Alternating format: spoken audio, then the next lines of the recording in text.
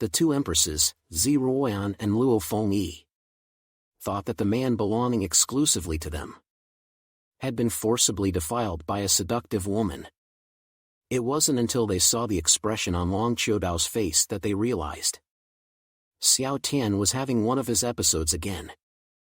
Zi Ruoyan and Luo Fengyi showed an indifferent attitude. And Lu Yan, standing at the entrance of the courtyard, teased. "We just took a few more glances, that doesn't count as taking advantage of you." Xiao Tian replied, "Elder sister and little kid don't count." Lu Yan, upon hearing this, was almost infuriated. "I'm only 28, how did I become an elder sister?" Zhong Yangming shook his head helplessly. Having already noticed that Xiao Tian shifted the topic because he forgot about the matters of His Majesty's parents, he had no choice but to step in and ask, "Did that Zi Xinlian say anything else back then?" Xiao Tian carefully recalled and recounted the story of his father-in-law and mother-in-law going to a secret realm, and how his mother-in-law entrusted her best friend, Zi Xinlian, to take care of the children before entering the secret realm. After listening to Xiao Tian's description, Zi Ruoyan's lips trembled slightly. Her mother trusted Zi Xinlian so much. Yet she committed such a beastly act for the sake of a holy dragon relic. She first persecuted her two older brothers and then planned to sacrifice herself. It was simply worse than a beast. Luo Fengyi sighed and gently comforted Zi Ruoyan. "Now that the matter has been settled by Xiao Tian, it's a kind of solace for your older brothers in the afterlife." Zhong Yangming frowned and said, "From the current signs, the situation of the Supreme Emperor and the Empress is not optimistic. The top priority now is to find them." Zi Ruoyan calmed down her distressed mood. Nodded, indicating that she would definitely search for her parents since she knew their whereabouts.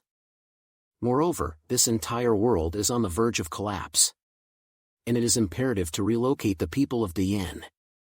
At this moment, Luo Fengyi suddenly turned to look at Xiao Tian, asking, "Which are the specific families, Zi family and Shui family?"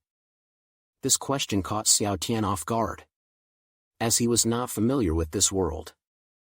However, to avoid losing face in front of the women, he replied, "Zi family is descended from the human emperor, and Shui family has a good relationship with Zi family."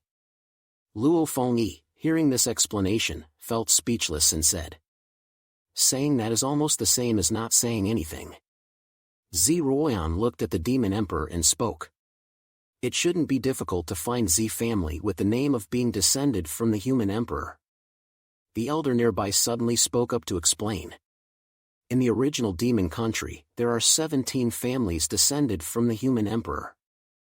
Zi Ruoyan, with a shocked expression, looked at the elder, wondering if he was serious with his words. The second elder chimed in, adding, "Before ancient times, the human emperor, with boundless love, married thousands of beauties." This statement greatly shocked Xiao Tian. The third elder spoke again, "The human emperor's 3,000 wives, each with dozens of descendants." Luo Fengyi lifted her head and looked at Xiao Tian, saying, "In each realm, there are dozens if not hundreds of descendants with the title of being descended from the human emperor and Zi family. The situation is similar for Shui family." After hearing all this, Xiao Tian couldn't help but marvel at the incredible power of the human emperor.